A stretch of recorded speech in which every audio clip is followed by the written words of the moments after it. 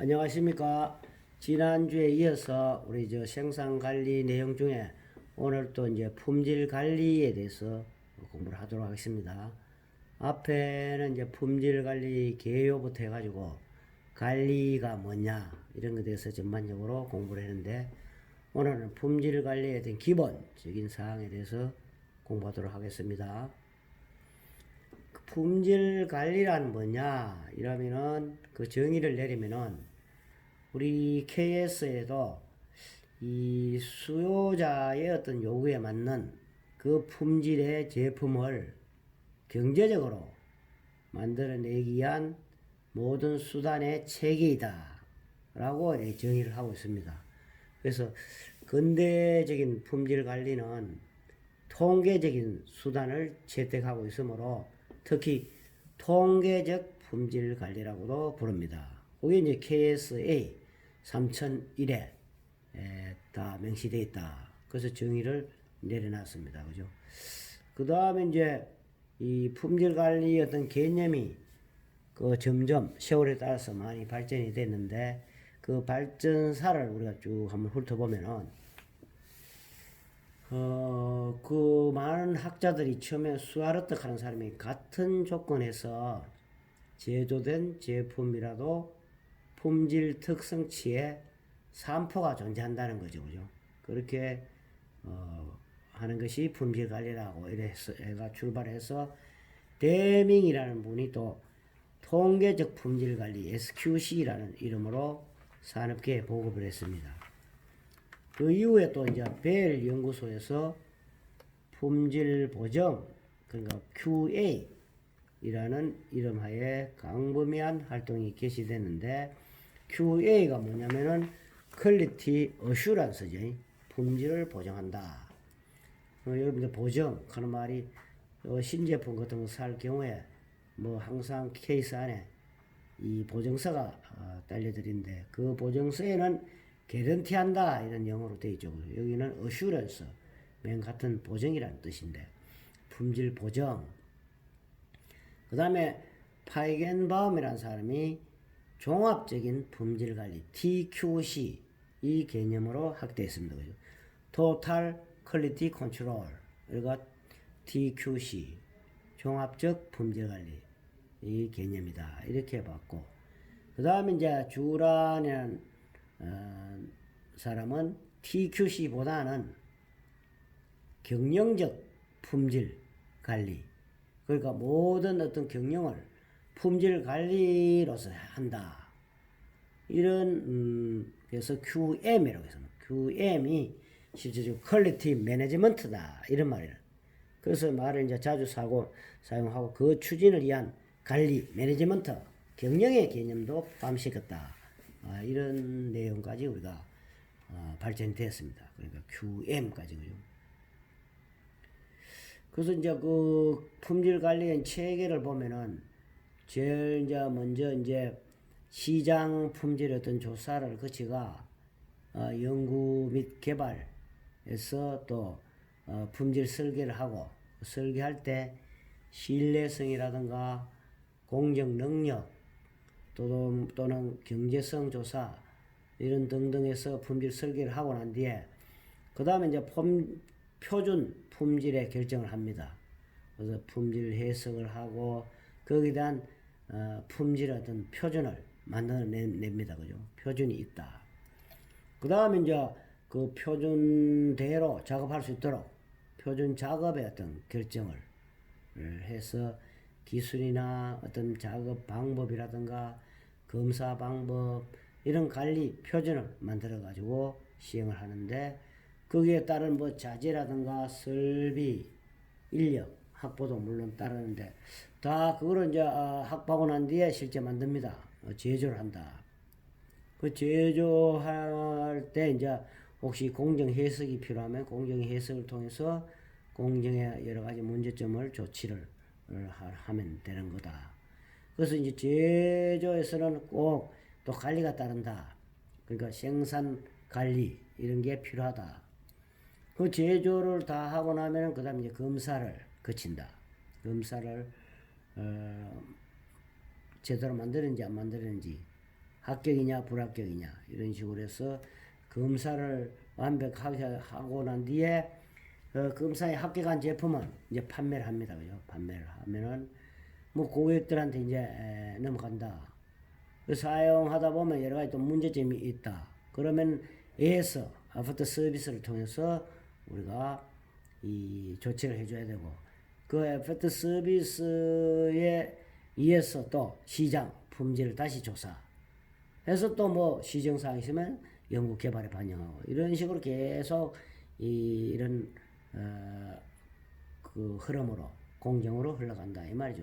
그래서 품질 관리 활동 단계에 이 활동 단계에서 통계적 수법을 활용한다 이 말입니다. 그죠? 그래서 이제 그러면 품질이란 뭐냐 하면은 유용성, 내 사용하는데 적합성 또는 제품의 기능으로서의 품질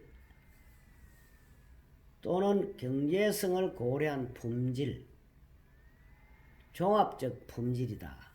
그러면 통계적 관점에서의 품질이다. 어떤 품질의 표현이다. 뭐 등등 여러 가지 품질이라는 말을 갖고 우리가 정의를 내립니다. 그죠? 그래서 이런 것들로 이제 품질을 하는데 그 품질의 종류별로 이제 분류를 해보면은 제일 먼저 어떤 고객으로부터의 어떤 요구 품질이 있다. 그걸 또 일명 사용 품질이라고 한다. 그래서 이게 이제 요구 품질을 제대로 하면 이제 고객 만족 할 수 있는 그런 품질이 되는데 고객을 어떻게 만족시킬 수 있겠느냐 그런 계획을 우리가 세운다. 그 다음에 이제 설계 품질이 있습니다. 설계자가 우리 목표로 하는 그런 품질, 타겟 품질은 어느 정도다. 고객을 이것도 만족시키려고 하면은 어느 정도의 어떤 품질이라면 되겠다. 그 목표를 설정하는 거다. 그 다음에 이제 그 목표 품질에 맞춰가지고 실제 만들어 봅니다. 그걸 만드는 게 이제 제품 품질 또는 제조 품질을 한다. 실제 만드는 제품의 어떤 품질 수준.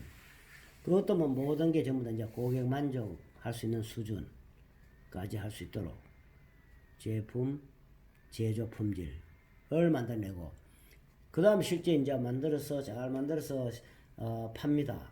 하면은 시장에서 이제 여러 가지 품질을 평가하는데, 그 시장 품질 또는 유통 품질을 한다. 거기서 다시 또 이제 요구 품질로 넘어가고 해서 이렇게 이제 이런 프로그램을 해가지고 계속 흘러나간다. 그래서 종류가 요구 품질, 설계, 제품 또는 제조, 유통 또는 시장 이런 품질 종류로 분류할 수가 있다. 그 정도 할 때는 모든 규격이 있으면 규격을 만족을 하고 거기에 대해서 제대로 만들고 하면은 또 고객한테 만족할 수 있는 그런 계획을 세운다 이 말이죠. 그래서 이제 우리가 품질의 어떤 단계를 보면은 원 스텝에서는 사실이한 관리를 하고 난 뒤에 그 다음에 투 스텝에서는 모든 집단하고 그 데이터의 관계를 이해를 하고 난 뒤에 다음 스텝으로서는 데이터의 종류하고 성질, 그 다음에는 현장 데이터의 어떤 산포성, 그 다음에 산포가 일어나면 그 산포 원인의 통계적 구분. 그래서 이제 마지막 단계로서는 통계적인 판단을 해가지고 제대로 우리가 지금 어떤 품질이 이루어지고 있다. 통계적 기법에 의해서 판단을 한다. 이 말입니다. 그죠? 그래서 기본적 사고방식 6개다. 이렇게 볼 수 있다. 그 다음 이제 모집단이 있으면 거기에 어떤 시료가 있다. 샘플, 표본, 하고 그 데이터가 어떤 형성되냐면은 제일 먼저 이제, 공정을 목적으로 하는 그런 경우에 공정이 있다. 그러니까 전체 어떤 모집단이다. 거기에서 어떤 우리 로또 관리를 하기 때문에 로또가 1로또, 2로또, 오전 로또, 오후 로또, 뭐 시간 단위 로또가 만들어지고 그 로또 관리에서 우리가 그 중에 샘플 뭐 전수하기도 하지만은 쉽지 않으니까 거기에서 샘플을 내서 측정을 한다. 그 뭐 샘플링 검사를 하고 거기에 대한 데이터를 갖고 합격 불합격 조치를 한다 이 말입니다. 그럼 만약 문제가 생겼을 때는 뭐 여러 가지 조치를 그에 맞게끔 하는 그런 식으로 모집단 그다음 시료와의 어떤 데이터의 관계를 우리가 얘기를 했습니다. 그럼 데이터는 종류가 어떤 게 있냐면은 연속형이 있고 이산형 그러니까 계량형이 있고 계수형이 있는데 연속형 같은 경우는 어떤 정규 분포 그 다음에 계수형 같은 건 이항 분포 분량 문제라든가 포화성 분포 결점의 어떤 내용을 이렇게 포화성 분포로 보고 또 이항 분포로 분량 현황을 보고 이렇게 계수형으로 분류할 수가 있다. 그래서 이제 모집단이 있으면은 거기에 대한 모수가 있고 거기서 이제 일부분을 샘플링 한다. 시료다 시료 샘플.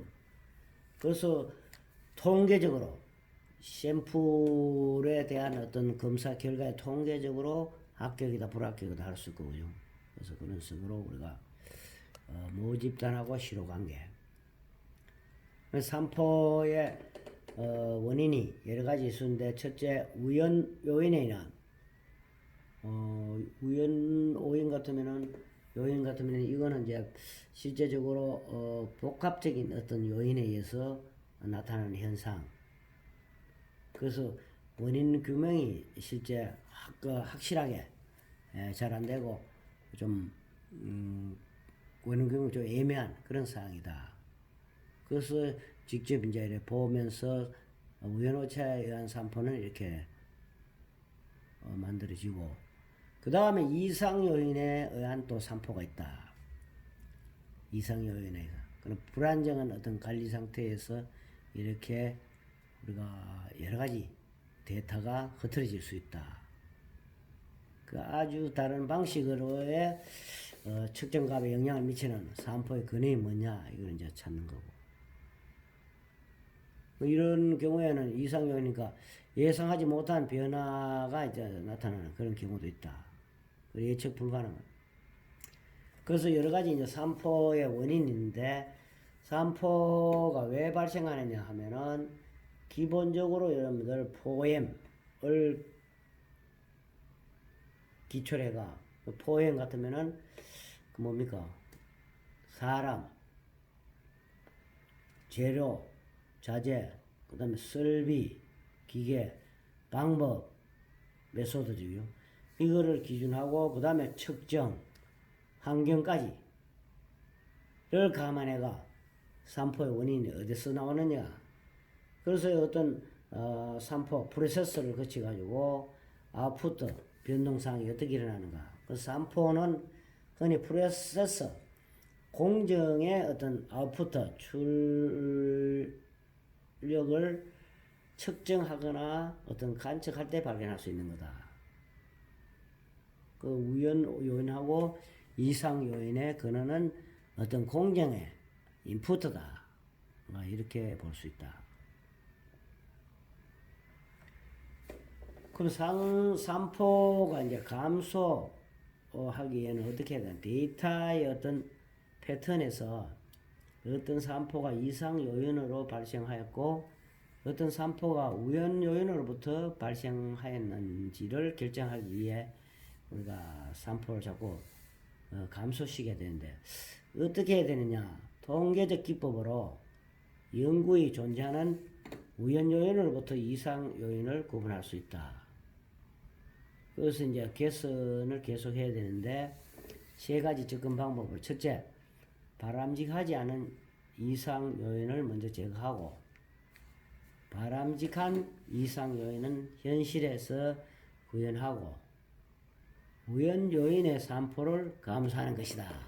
이런 이제 접근 방법을 세 가지로 보고 산포하고 품질 수준이 이제 이래 보면은 상한치, 하한치가 있고 목표 값이 있으면은 품질 수준이 어느 정도 되는지 어느 선에 와가 있는지 볼 수가 있는데 목표 값을 중심으로 한 최소의 산포 그러면은 아래 그림과 같이 이 타겟가 있대요. 목표 값이 있는데 그거로부터 멀어질수록 어떻습니까? 품질 수준이 낮아진 폭은 점점 커진다. 뭐 이런 내용이다. 목표치에 가능한 가까운 게 좋겠죠. 그 현장 데이터의 산포 관련해서 산포하고 분포인데 각각의 어떤 데이터는 서로 다른 현상이 일어나는데 분포라고 부르는 패턴을 형성한다. 그래서 이런 식으로 우리 크기가 나타나는데 요 같은 경우에 아주 정규 분포의 모양으로 나오는데 이거는 뭐 이치가 있는데 중심에서 이만큼 벗어날 수도 있고 크기가 이제 각각 틀린다.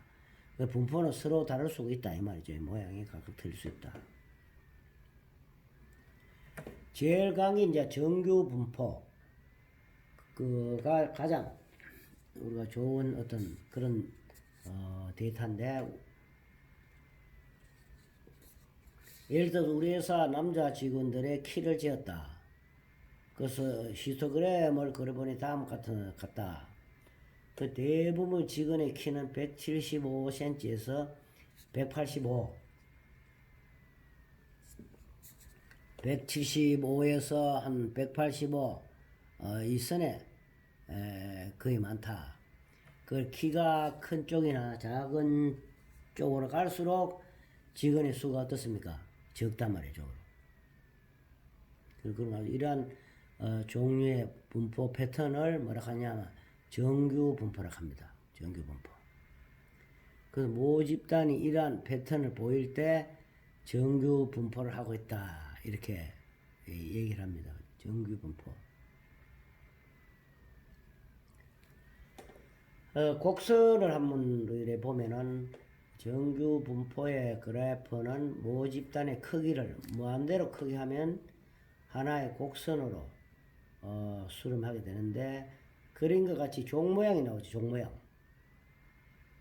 그 종 모양을 하는 게 우리가 가장 좋은 방법이고 이 곡선을 정규 분포 곡선이라고 하고 정규 분포는 여러 형태의 모집단에서 나타나는데 특히 제품의 품질은 관리 상태에서는 정규 분포에 따른 거다. 이런 얘기.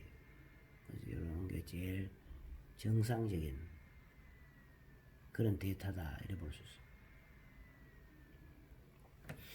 그 정규 분포 곡선의 어떤 특징을 보면은 평균을 이게 이제 실제적으로 평균값이죠. 그죠? 이 평균값인데 평균값을 중심으로 해가 좌우 대칭인 종 모양의 형태이다.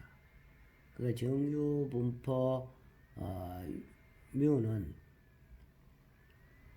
무 근처에 대부분의 값들이 집중되어 있고 여기가 전부 다 집중되어 있다. 그 주변으로 갈수록 개체의 수는 적어진다. 그래서 주로 이제 fx 시그마 루트 2파이분의 1 이렇게 해가지고 이런 식으로 이제 우리가 구할 수도 있는데 정규 분포의 확률을 보면은 이 정규 분포에 따른 모집단에서 랜덤하게 개체 하나를 딱 뽑아가 측정하면은 이 개체의 측정값이 뮤 플러스 3시그마보다 크거나 아니면 3시그마보다 작은 가능성이 0.27밖에 안 된다 이 말이죠. 여기 3시그마죠. 그죠? 3시그마. 여기 99.73 하는 게. 그래서 가장 요 범위 안에 들어야 됩니다. 그 분포 표시를 하면은 제일 먼저 평균 미인이라는데 간척값의 산술 평균이다. 그러니까 이제 뮤는 모집단의 평균이고 모집단의 평균. 뮤는 n분의 xi 시그마다. 그 xi 값을 합해놓은 값이다. x바는 표준의 평균이다. 스몰 n분의 시그마 xi다. 이래 볼 수 있겠죠. 그 다음에 이제 중앙값, 미디안은 주어진 데이터의 순서가 50% 되는 그런 값을 중앙값이라고 한다. 그 중앙에 오는 값을 얘기한다. 그래서 데이터가 5개다. 이러면은 세 번째 값이 중앙값이라고 할 수 있겠죠. 그 다음 최빈수나 뭐도록 하면 가장 빈도수가 많은 겁니다. 가장 많이 나타난 수를 최빈수라고 한다. 그 다음 이제 범위, 렌지라고 하는데 최대값과 최소값의 차이. 그러니까 최대, R은 이거로 최대 마이너스 최소. 그래서 3포의 가장 간단한 측정 수단이다. 이렇게 본다. 범위. 3포를 가장 측정할 수 있는 간단한 방법이다.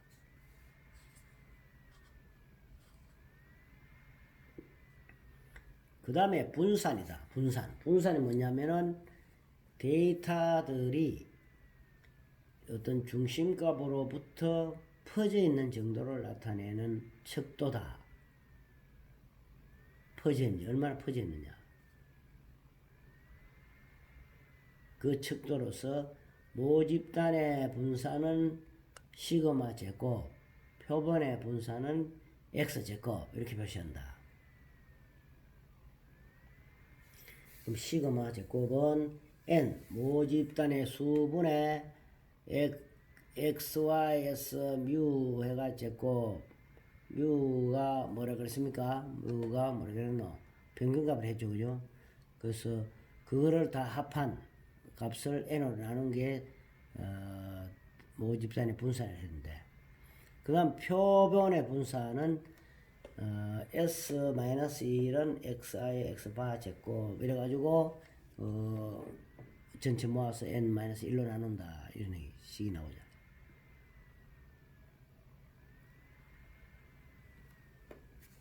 평균과 표준 편차의 변화에 따른 정규 분포의 모습이 이런 식으로 이제 1, 2, 3가 나오면은 이쪽 그림 같은 경우는 평균이 다르고 표준 편차가 갈 때 되고, 요거는 평균이 같고 표준 편차의 차이가 있을 때 이런 현상이 일어난다. 이렇게 보면 됩니다.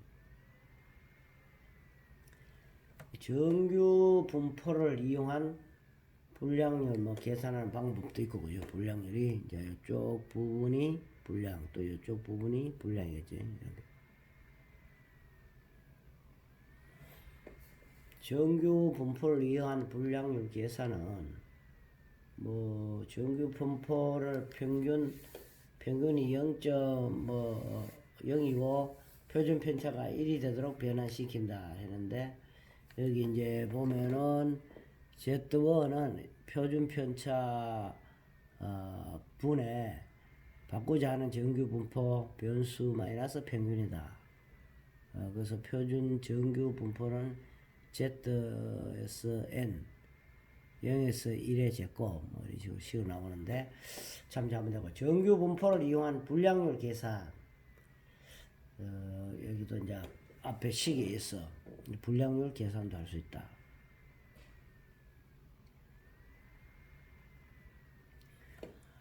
그 다음에 이제 공정 능력, capability of process 이렇게 해가지고, 공정이란 뭐냐, 공정 능력, 어느 공정에서 발생하는 결함의 크기를 공정 능력이라 한다.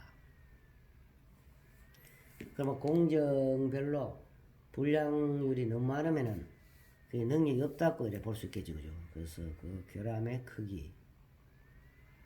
그래서 공정 능력 분석이라면은 측정 한계에 대비해 가지고 공정이 수행하는 능력이 얼마인지를 수치적으로 나타내 가지고 미래에 발생하는 결함의 크기를 예측하는 것을 공정 능력 분석이라 한다. 공정능력 지표 종류는 공정능력 지표 CP 또는 CPK, 공정성능지수는 BP에서 PPK 이런 식으로 우리가 기호를 붙일 수가 있다.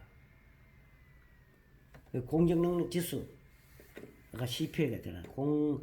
규격 공차에 대비한 공정산포 크기의 비를 나타냅니다.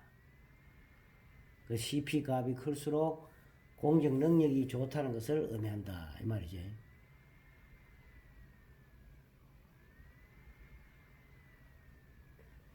양쪽 규격이 존재할 때만 산출 가능하다 이런 얘기입니다. 그래서 CP는 공정 능력은 6시그마 분의 USL 상한치 마이너스 하한치 최대값 최소값 이렇게 되죠. 공정 능력하고 산포 해가지고 에서 플러스 마이너스 6 시그마 했을 때고 4 시그마 3 시그마 했을 때 모양이 각각 틀린다. 그 CP 값이 2.0 요거는 1.33 요거는 CP 1이다. 공정 능력 지수 CP하고 분포 중심의 치우침을 보면은 여기 보면 규격 하한치 LSL 상한치 USL 있고 여기에 중심값이 있고 시그마 A 공정 B 공정이 있다. CP가 동일해도 수행 능력은 다르다 이런 얘기지. 그죠?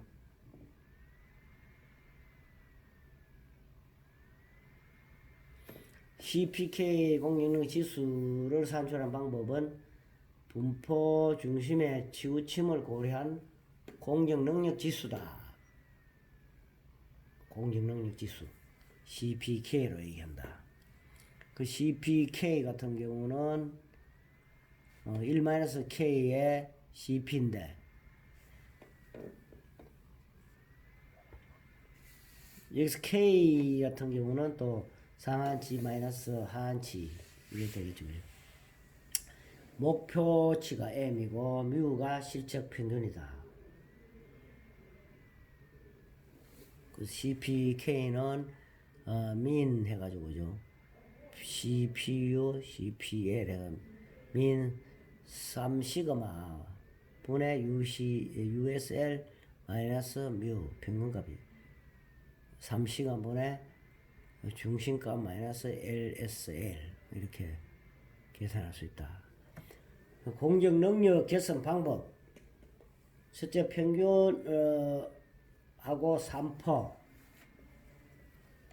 평균은 센터원이라고 하고 미니마이징이라고 해가지고 3%.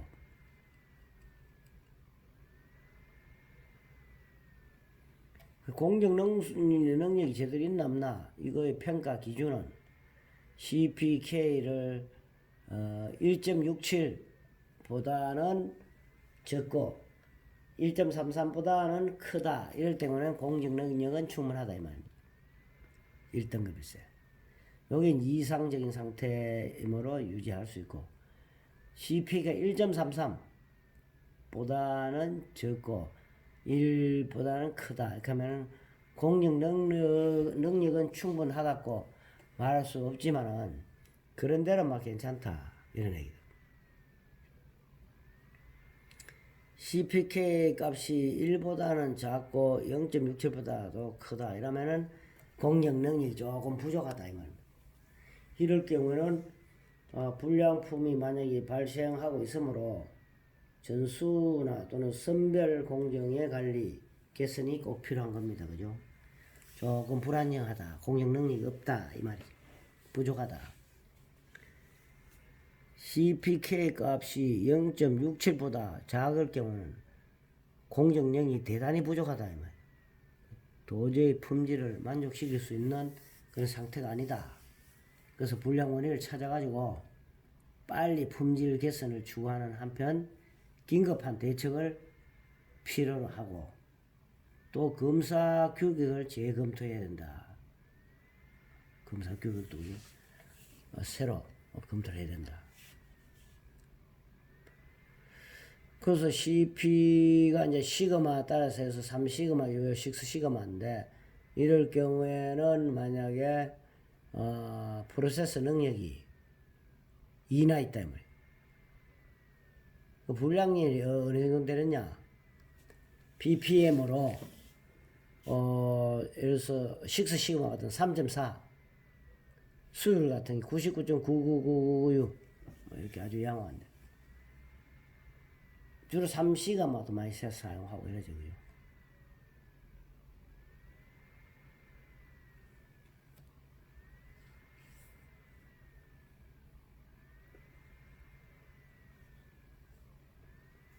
공정 능력과 6시그마가 있죠. 그죠? 공정 능력 6시그마.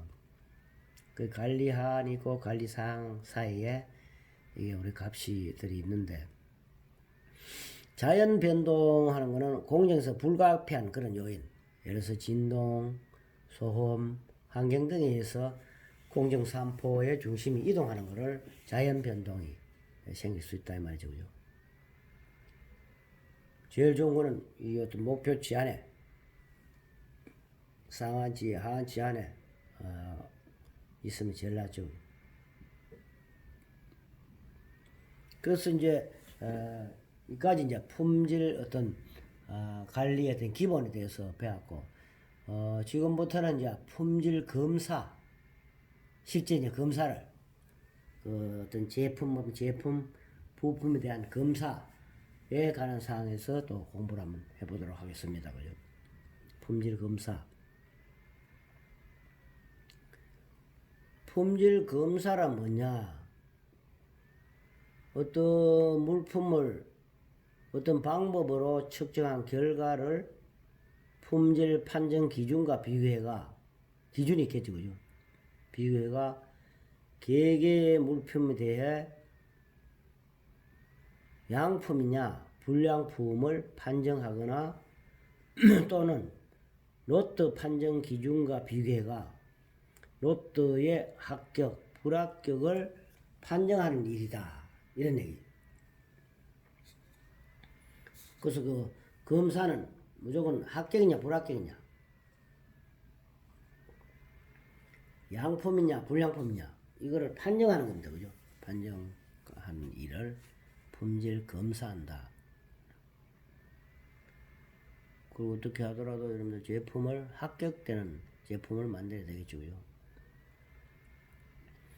그래서 이거 검사를 한 목적이 뭐냐 하면은 먼저 그 품질을 보증하기 위한 측면이다. 보증한다 하는 게 먼저 사전에 예방, 그 품질 확보를 하기 위해서 예방하는 측면.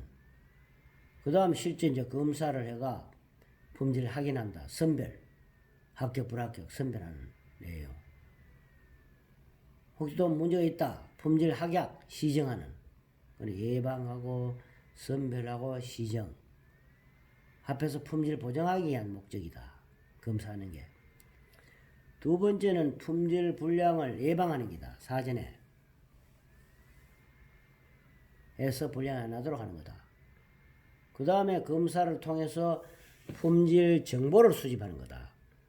지금 어떤 사항이 되어 있는지 그 제품이 그죠. 그래서 검사의 목적이 품질 자체를 보정하고 그 다음에 품질 불량을 예방하고 그 품질에 대한 사전 정보를 수집하는 그 어떤 이유로서 이 검사를 한다 이 말입니다. 검사의 기본 업무가 뭐냐 하면 우선 검사 계획을 해가지고 합리적인 검사 업무를 수행하기 위해서 필요한 사전 업무 계획을 말하는 건데 사전 조사를 하고 난 뒤에 계획을 그죠? 검사 방침을 결정하고 검사 계획을 실시한다. 그래서 제품 내용은 어떤 거고 고객 요구는 어떤 게 하고 법적 규제는 어떤 게 있고 설계 품질 요구 수준은 어느 거고 이래서 다 조사해서 검사 계획을 짠다 이 말이죠, 그죠? 그래서 그게 검사와 어떤 에 대한 방침을 결정하고 이제 계획을 실시하는 거다. 그래서 합리적인 검사 업무를 수행하기 위해서 필요한 사전 업무 계획을 말하는 건데 왜 검사를 실시하는가? 검사 방침이고 무엇을 검사하는가? 검사 대상이나 검사 항목을 그죠? 어떤 방법으로 검사할 건가? 그래서 검사 방법이나 검사 방식을 우리 정해야 되고 언제 검사를 실시하는가? 검사 시기. 그 다음 어디서 검사할 건가? 검사 장소. 그 막 누가 검사할 거냐? 검사 주체. 뭐 이런 식으로 다 이 업무 계획 안에 구체적으로 이거를 이제 계획을 수립해 가지고 그 계획서 안에 다 집어넣어 가지고 철저히 우리가 업무를 수행한다 이 말이죠. 그 검사 어떤 종류 중에 제일 먼저 수입 또는 그 구입 그 자기 회사에서 만드는 게 아니고 다른 외부 기관으로부터 외부로부터 저 자사에 들어오는 그런 어떤 부품 또는 제품을 검사하는 것을 수입 또는 구입 검사를 한다. 그거를 이제 생산에 필요한 재료라든가 부품 또는 반제품을 인수할 때 그 물품을 받아들일 것인가 이게 불량인해서 안 받을 건가 그 여부를 판정하고 검사하는 것을 수입 검사를 한다. 불량을 받을 수는 없겠죠, 그죠? 그 다음에 그 이제 기능이 뭐냐면은 생산 공정 내에 일정한 품질 수준의 물품이 항상 흐르도록 하는데 있고 일반적으로 발치 검사, 샘플링 검사죠. 표본을 추출해가지고 예를 들어서 100개 중에 한 3개를 검사한다라든가 이런 표본을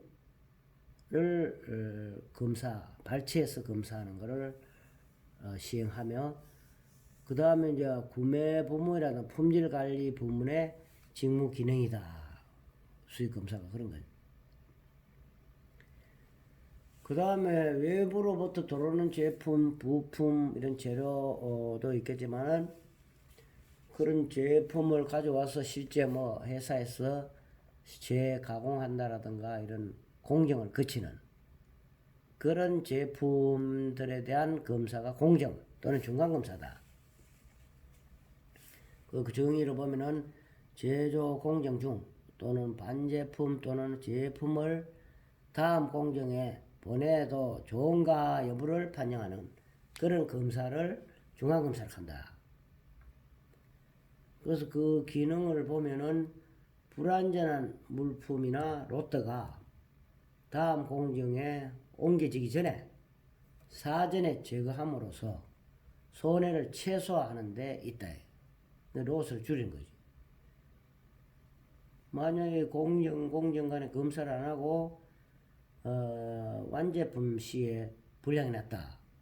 이러면 큰 어떤 로스 손실이 발생된다. 그래서 그거를 사전에 차단해 준다 이거죠. 그래서 일반적으로 이제 이거는 제조 부문의 일이다 이래 볼 수 있습니다. 공정 검사는 제조 물론 품질에서도 물론 재확인을 하겠죠. 그런 것들을 이제 공정 검사를 한다. 그 다음에 이제 제품을 다 만드는 상태, 뭐 조립 뭐 해서 하나의 기능을 충분히 발휘할 수 있는 완제품이 만들어졌다. 이러면은 그걸 검사하는 완제품, 완성품 또는 최종 검사를 한다. 그러니까 제조 공정 최종 단계에서 완성된 제품이 요구사항을 만족하고 있는가의 여부를 판정하는 검사를 완성품 최종 검사를 한다 이 말입니다. 그 기능을 보면은 높은 품질 수준의 어떤 제품을 보정하기 위해서 필수적인 검사 기능이다. 마지막 최종 검사니까 그래서 사람이나 어떤 기계에 의해서 이거를 실행하고 그 품질 정보를 다시 피드백 해가지고 공정 안정하에 도움을 또 주고 그리고 이런 거기 때문에 이건 일반적으로 품질 보정 부문의 직무다라고 볼 수 있습니다. 최종 검사. 어떤 측면에 가장 중요하죠.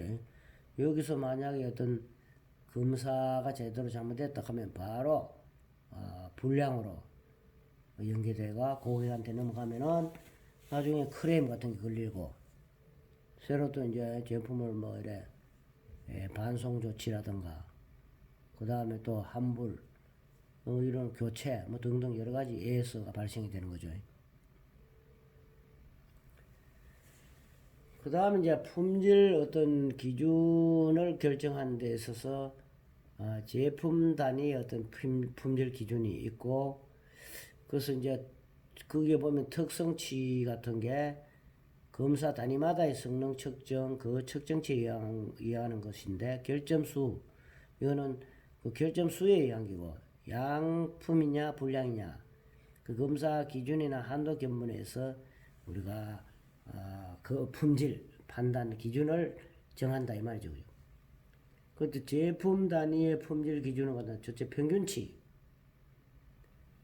이 어떤 한 노트 내에 검사 단위를 모두 또는 샘플링 시료를 측정해 가지고 노트 평균치를 산출하는 거. 그 다음 표준 편착하는 거는 노트 내에 검사 단위를 모두 또는 샘플링 시료를 측정해 가지고 노트 표준 편차를 산출하거나 최근 실적으로 산출하는 거.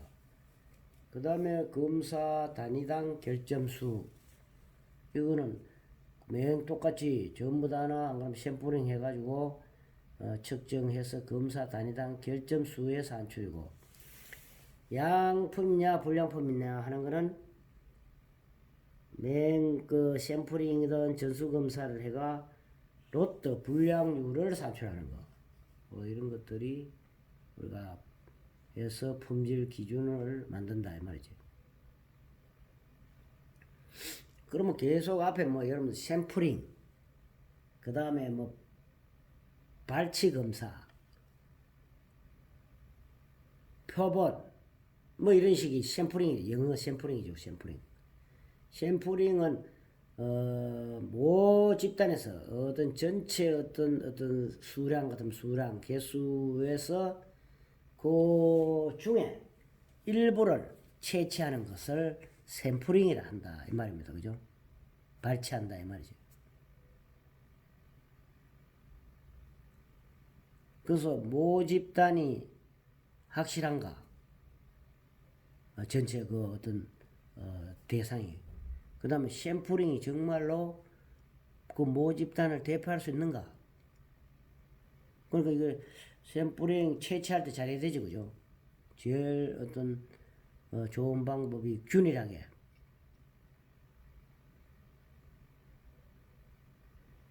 샘플링을 해야 된다 이 말이지. 한쪽 솔리면 안 된다 이 말이에요, 그죠? 아주 타당성 있게. 그 다음에 샘플링 방법이 올바른가? 그 올바르게 이루어졌느냐 이거예요. 일부에서 뭐 어떤 학생들이나 이런 반에 평균 어떤 신장, 키나 체중을 알고 싶다. 이러면 키를 먼저 알고 싶어도 제일 키 큰 사람 한 내에서 30명 중에 3명 뽑아가 그 사람 키를 전부 다 합해서 나누기 3 하면은 그게 이제 샘플링 방법이 안 된단 말이에요. 잘못된 샘플링 방법이다. 편중되어 있다 이 말이죠. 그죠? 그러니까 균일하게 이렇게 해야 된다. 그러니까 그런 거는 이제 제일 샘플링 방법 중에 랜덤 샘플링이라고 하는 게 제일 낫겠죠. 랜덤 샘플링. 무작위 추출법. 여기 랜덤 샘플링. 가장. 그래서 이제 샘플링 대상으로 하는 모집단에 대한 특성치를 추정할 수 있고 그것에 대해서 모집단 즉 로또에 대해 조처를 하기 위한 거다. 그러니까 그 모집단에서 일부분을 샘플링 했는데, 그래서 어떤 그 모집단이 로또 단위로 형성됐다 하면은, 예를 들어서 한 100개 중에 한 3개나 5개를 검사하고 난 뒤에 그 결과에 따라서 그 전체 100개를 판정을 한다 이 말입니다. 그 로또를. 그러면 3개가 다 합격이면은 100개 다 전체 합격 처리. 3개 중에 일부분이 불량이 났다 하면은 전체를 불량해서 다시 뭐 선별 작업을 하든지, 그런 로또 단위별로 조치를 하기 위한 그런 목적으로 우리가 샘플링 한다 이 말입니다. 그러려고 하면 샘플링 하는 조건이 올바른 샘플링 해야 된다. 바르게 해야 된다. 그 다음에 이제 샘플링 하면 신뢰성 있는 샘플을 해야 된다. 그 다음에 신속한, 아주 굉장히 빠른 그런 샘플링을 해야 된다. 그래서 이런 샘플링을, 그러니까 저 샘플링 하는 방법이 제대로 잘 돼야 된다. 아까 얘기했지만 아주 편중이 되지 않고 균일한 이런. 그 다음에 이제 경제적인 샘플링을 해야 된다. 이런 전제 조건 하에서 샘플링을 해야 된다. 이 말입니다.